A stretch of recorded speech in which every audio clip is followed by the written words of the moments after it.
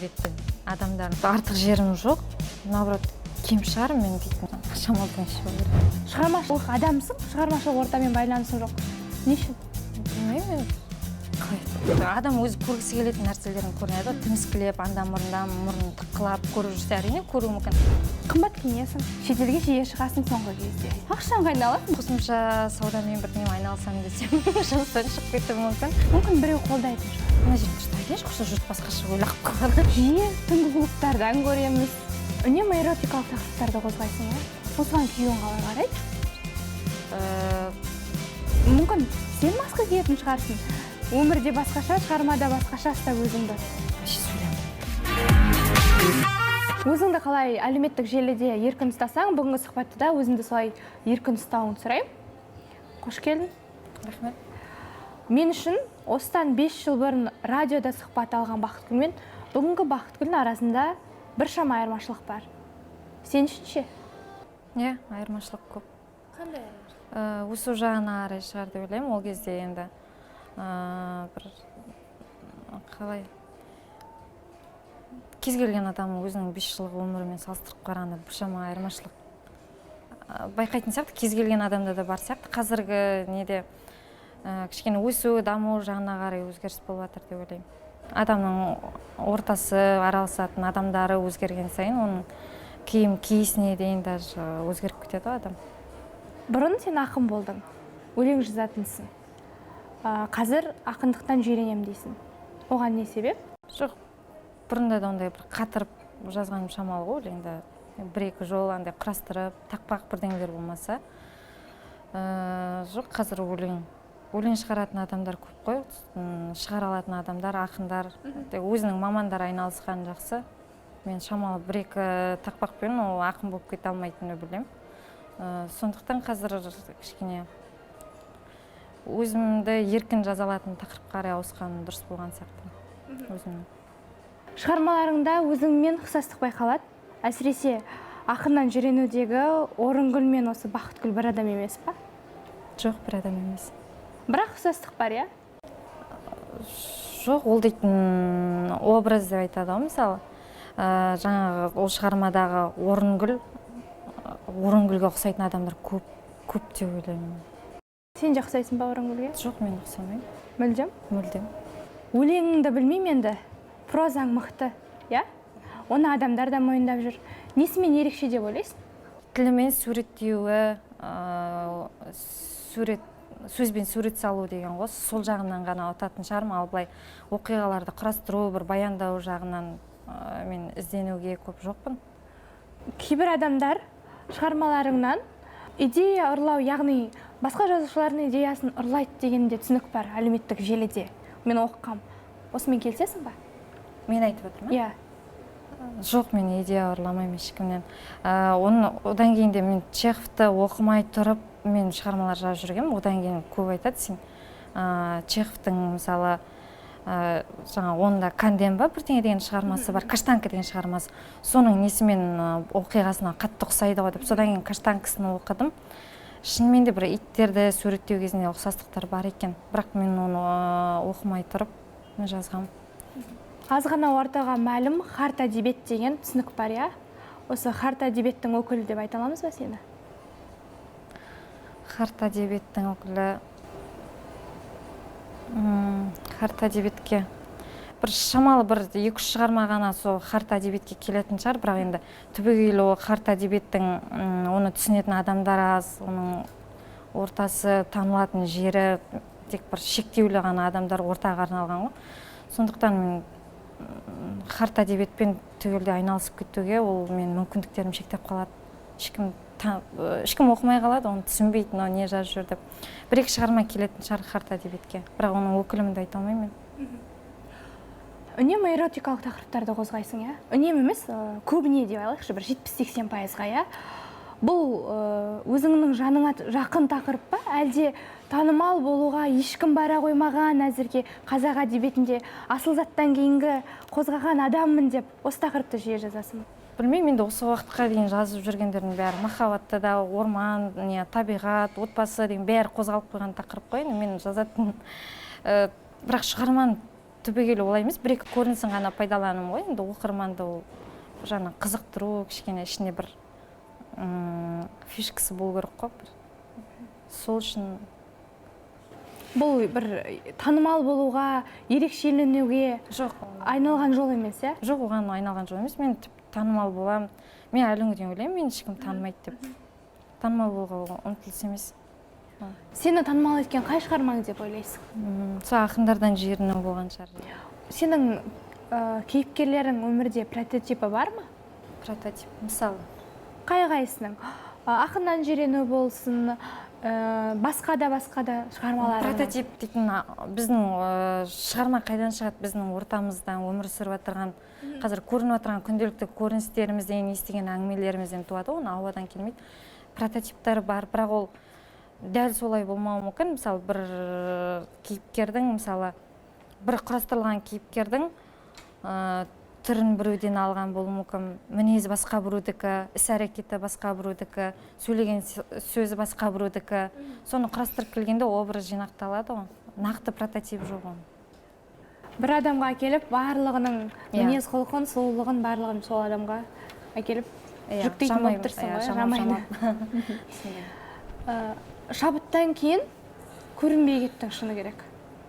Еріншек болып кеттің ба, жоқ әлде өзің айтып өткендей жұлдыз ауруымен сәл ауырып қалдың ба? Әлде біз көрмей жүрік па жазып жүрген шығармаларында? Көрмей жүрген шығарсыңдар. Неге? Неге көрсетпей жүрсің қазір? Жоқ, мен шабыттан кейін мен біршама әңгіме жаздым. Біршамасын жаздым. Сіздер ана әлеуметтік желідеген айтып отырған боларсыздар да? Жазбаларыңды қазір қайдан оқимыз? Көптен жазбай кетті деп ойлап жүрген оқырмандар үшін шығармаларыңды қайда жүктеп жүрсің? Жазған шығармалар сайттарға шығып жүр ғой. Балаларға арнаған прозалар ма? Жоқ, балаларға емес. Балаларға ол дейтін негізімен балаларға жазу өте қиын тақырып. Ол тек алдында шабытта бір нақты тақырып берді, балаларға арналған. Сол кезде бір зорланып отырып жазылған шығармалар. Ал балалар тақырыбы мен тақырыбым емес. Ересектер тақырыбы, иә, сенің тақырыбың? Жоқ, жалпы орта буынға сондай арналған. Жазушылар одағымен қалайсың? Атыраудағы ма? Жалпы. Атыраудағымен, республикалық? Жоқ, ешқандай танысым, ондай шығармашылық ортамен көп байланысты емеспін. Неге? Шығармашылық адамсың, шығармашылық ортамен байланысың жоқ. Не үшін? Міндетті емес деп ойлаймын. Міндетті емес, олармен байланысқанда маған келіп кетеріне ешқандай несі жоқ. Жазатын адам жалғыз өзі жүріп те жаза береді. Жалғыз өзім жүріп танымал болған жақсы емес па? Көппен жүріп, көптің бірі болып, олармен бірге жүргенше жалғыз өзің жүріп те танымал болуға болады. Моника Беллуччиді жақсы көресің ба? Өте. Ұқсағың келе ме оған? Жоқ, ұқсағым келетін емес. Оның бойында бір әйелге тән бір сұлулық. Білмеймін, нағыз әйелдің бейнесі сол Моника Беллуччи сияқты көрінеді. Көз алдыма әйелдің бәрі сондай сұлу болса, оның көздерінің өзі сұлу ғой, оның астында бір құпия жатқандай, көзі мұңданып сөйтіп тұрады ғой, бір тартымды сұлу, әдемі қартаятын. Жазушылардан, осы өзіңнің қатарластарыңнан нем артық деп ойлайсың? Артық жерім жоқ, наоборот, кем шығар мен дейтін, ізденбеймін, кітап оқымаймын, әлем әдебиетімен таныс емеспін. Кем қалып отырған тұстарым өте көп. Мен әдебиеттен тіпті әдеби ұғымдардың қандай екенін де білмеймін. Бір қалай болса солай жазып жүрген адамдардың бірімін. Артық жерім, қазір жазушылар бір кейбіреулері көбі енді бір маска киіп алған сияқты ма, сондай көрінеді ма, шектен тыс патриот, шектен тыс адал ма, или сондай көрінгісі келе ма. Олардан кішкене ерекшеленетін жерім, мен ондай тақырыптарды көп айтқым келмейді, ондай жаңағыдай айтаққа еріп тырышаппаймын. Сол жағым кішкене ерекшелеу шығар. Өмірде үнемі сенімен танысқан адамдар болсын, жалпы Бақытгүл жазбада басқа адам, бір өмірде сондай деп ойлаймыз дейді. Пысық, тез сөйлейтін, ал өмірде аузынан сөз шығара алмайсың дейді. Иә. Қалай сонда? Мүмкін сен маска киетін шығарсың. өмірде басқаша, шығармада басқаша ұстап өзіңді? Жоқ, мен маска кимеймін. Адамның өзінің бір қабілеті болады ғой. Мен шамасы жазуға қабілетім бар да, мен шынымды айтсам бір қарапайым тойда мен бір әдемі етіп тосты сөйлеп білмейтін адаммын. Ондай екі сөздің басын құрай алмайды дейді ғой. Сондай болып жаратылған болар менде. Жоқ, маска емес, бар жаратылысым осы. Ақындармен қалайсың негізі? Ақындармен ба? Ақындардың ішіне досым жоқ мен. Неге? Неге мен достарым ақын болу керек? Жоқ, ақындарды ұнатасың ба жалпы? Әрине ұнатам, жақсы өлеңдерді оқығанды мен де жақсы көремін. Ұнатам өлеңдер. Қазіргі кезде Айжан Табарак қызы бар ғой. Соның өлеңдері маған қатты ұнайды, бір шынайы, сондай бір сөздері бүйтіп жазбайтын сияқты. Ол да сол жаңа өзінің кәдімгі сөз термейді, өлең өзінен өзі туады, соны сол күйінде жазатын адам. Айжан сондай адам. Ал кім сөз тереді? Сөз теретіндер көп қой ақындардан. Ақыннан жирену жалпы қалай туды? Шығармашыл ортада ол қалыптасып қалған құбылыс қой, ол жалғыз мен емес, оны сыпсыңдап екеу ара, үшеу ара адамдар отырғанда ол айтылатын әңгіме, бәрі айтып жүреді ғой, енді ол жасыратын ештеңесі жоқ. Шығармашыл ортада ондай құбылыстар көп. Жалғыз шығармашыл ортада емес, мен бұрында айтқан жаңағы әйел мен ер адам өмір сүрген қоғамда жаңағы өзінің бір артықшылығын ер адам пайдалану арқылы, мысалы, жас қыздарды алдап, өзінің пайдасына қарай, бас пайдасына қарай пайдаланып кетуі. Ол жалғыз тек қана ақындардың ортасында, шығармашыл ортада емес, ол дейтін кез келген жерде болады, мысалы, дәрігерлердің ортасында да, базарда да, базарда, кез келген ортада болатын зат қой, ол бола береді. Әйел мен ер адам өмір сүрген қоғамда, ол болады, жалғыз біздің қазақтың ортасында да емес, ол дейтін бүткіл әлемде болып отырған құбылыс қой. Сондықтан ол тек қана ақындардың ортасында болып, бір нақты бір оқиға маған әсер етті деп айта алмаймын. Ерте күйеуге шыққанға өкінесің ба? Жоқ, керісінше. Сол кезде күйеуге шығып кеткеніме қуанам, әйтпесе қазіргі заманда жар табу деген қиын. Қазір басына 7 жігіттен келетін уақытта ма? Иә, мынандай қазір әп-әдемі қыздар толып жүр. Қазір айттым ғой, қыздардың бәрі, әйелдердің бәрі қазір бір әп-әдемі болып кеткен, сондай бір заман туып жатыр деп. Мынандай кезде мен жігіт таба алмай қалатын едім. Сол кезде шығып кеткенім өте жақсы болды. Мынандай кезде жігіт таба алмай қалатын едім. Демек, комплекстерің көп болып тұр ғой бойыңда? Жоқ, комплексім көп емес. Бұл жерде өз-өзіңе сенімді болу аздық етеді. Сол кезде бір шынайы бет-бейнемен шығып кеттік қой. Мен қалай бармын сол күйінде алды. Жолдасыңыз сіздің осы шығармашылыққа ерекше бір, бана айттық қой, тақырыптарыңызда енді эротиканың бейнелері бейнеленеді. Оқи ма сіздің шығармаңызды, өнеріңізді бағалайды ма? Оқымайды, бұл маған бір бонус, тағдырдың бір берген бонусы деп есептеймін. Егер менің жолдасым шығармаларымды оқып, каждый сөзін мағынасын түсініп оқитындай, мен сондай болатын болса, мен жаза алмай қалар едім. Ол оқымайды, мен не жазып жүргенде де білмейтін шығар. Жазушы екеніңізді біле ме жалпы? Біледі, жазу енді конкурстарға орын алатырмын, телевизордан көрсетеді, қуанады, сөйтеді, бірақ ешқашан ондай не жазып жатсың деп өзі бір сондай адам, сол маған бағыма қарай кездескен. Шығармамды тексермейтін, ешқандай ондай. Мүлде басқа әлемнің адамы сияқты ғой, шығармашылыққа ешқандай қатысы жоқ.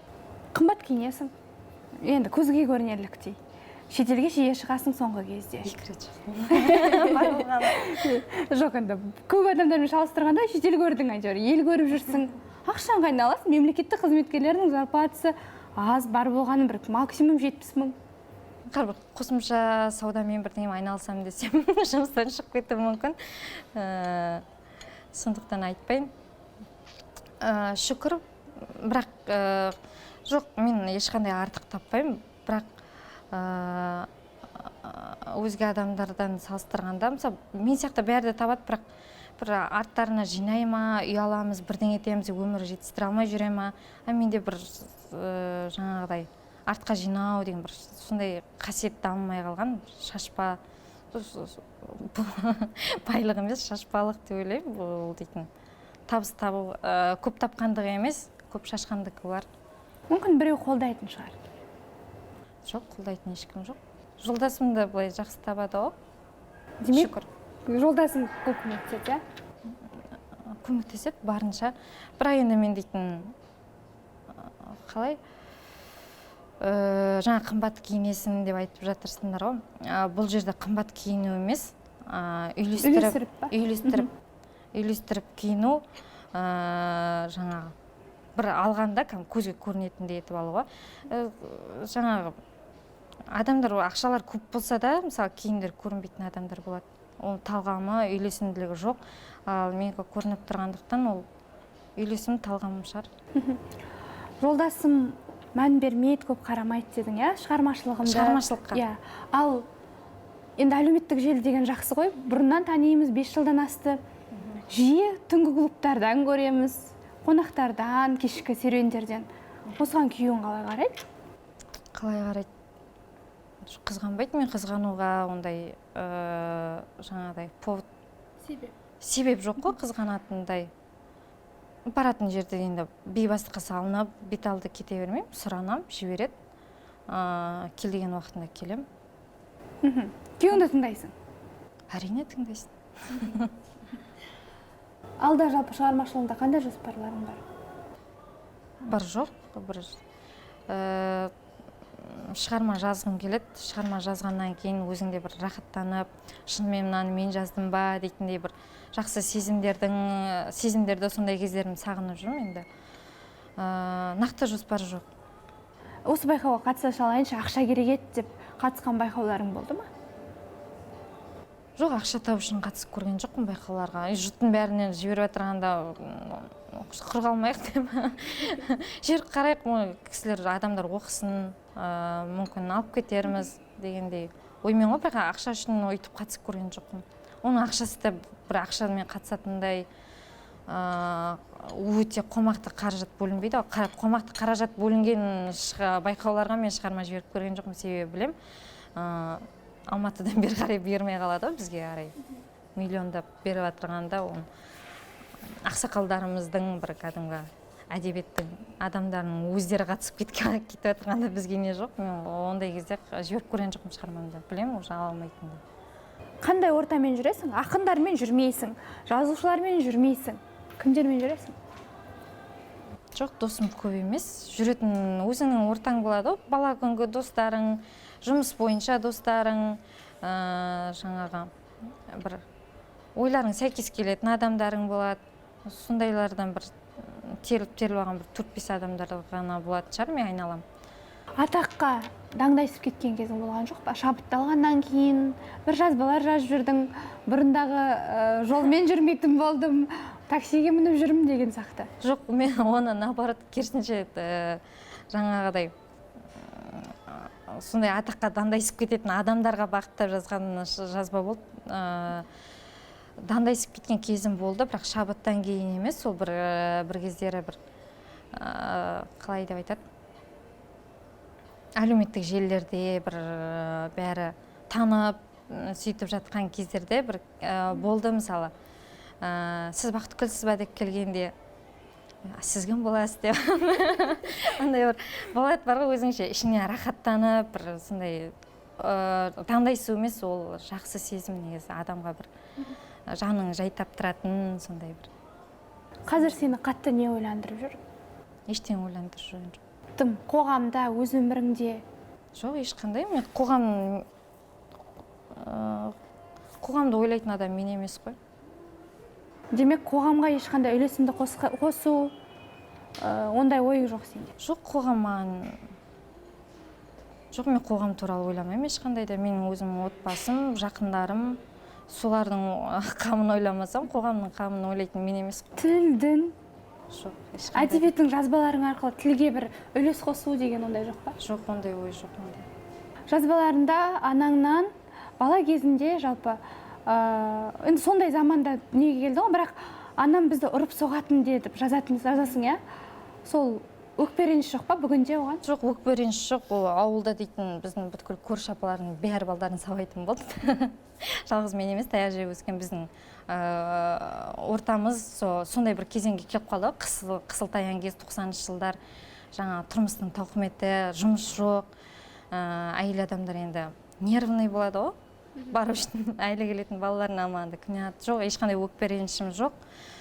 Бірақ мен қазір өзім қызыма ондай қайталамаймын ондайды. Ал ер адамнан таяқ жеп көрдің ба? Көрдім. Күйеуің ұрды, иә? Бір рет енді өзімнің кінәмнан ғой. Негізі ер адам әйелін ұрған еркектерді ойбай бүйту керек, сөйту керек дейді. Негізі ер адам қараптан қарап ұрмайтын сияқты, нағыз бір наркоман, көзі көрмейтін, бір алқаш, билік арачка бірдеңе болмасам дейді. Көзі көрмей төпеп тастайтын. Кез келген ер адам қараптан қарап қол көтермейді, өзің әйел адам тілінен, қырсықтығынан, өзің ыңылдап бір Нервісіне тие берсең, нервісіне тие берсең, конечно, ұрып қалуы мүмкін ғой. Сондықтан барынша мен ондайдан болдырмауға тырысамын. Қоғамда бір түсінік бар, иә? Журналистер, мәдениет өкілдері және менттар, мысалы, ішкі істер қызметкерлері ғой, иә? Жүргіш келеді, ішкіш келеді деген. Осымен келісесің ба? Жоқ, келіспеймін. Білмеймін, ондайды мен көзіме ештеңе көрініп отырған жоқ. Демек, бұл оймен мүлдем келіспейсің? Мүлдем келіспеймін бе, себебі адам өзі көргісі келетін нәрселерін көрінеді, тіміскілеп, мұрын тыққылап көріп жүрсе, әрине көру мүмкін. Мен дейтін ондай нелер алаңдатпағандықтан, мән бермегендіктен мен ондайларды көрмеді екенмін. Бүгінгі қоғамда итбай мен түйебайлар көп па?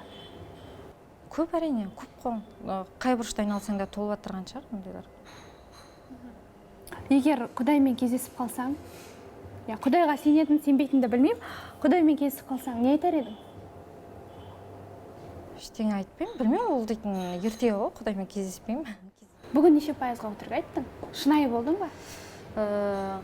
80%. Демек өтірік айттың? Аздап айтқан болуы мүмкін. Әдемі сұхбатыңа рахмет.